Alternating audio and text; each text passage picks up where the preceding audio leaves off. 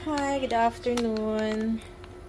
As usual, ang ulam namin ay isda. So, hindi kakain ng aking binata. Kailangan ko siyang ipagluto ng chicken tocino.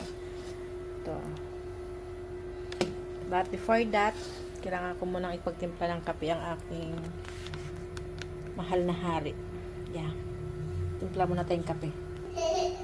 Ang liit po ng aming kitchen. Ang ingay ng baby ko sa bathroom na niligo.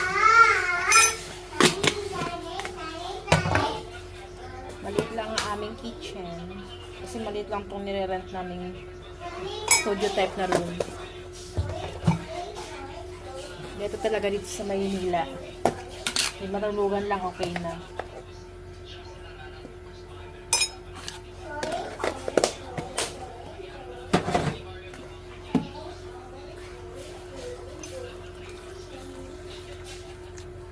Okay na ang kape ni boss.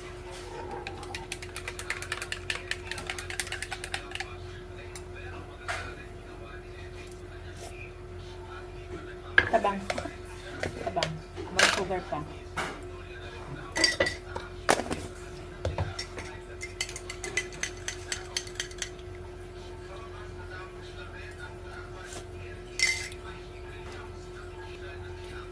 Oh, boss, okay na kape mo, boss?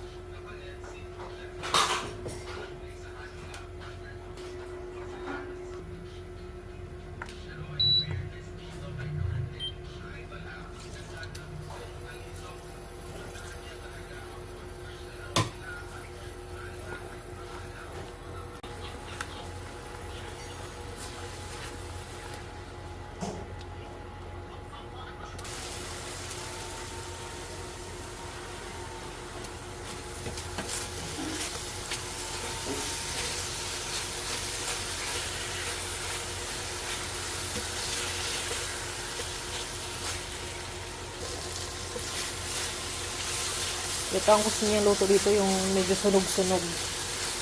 Kasi feeling niya pag maputla, hilaw. So, medyo sunog-sunogin natin ang bango. Pakabango.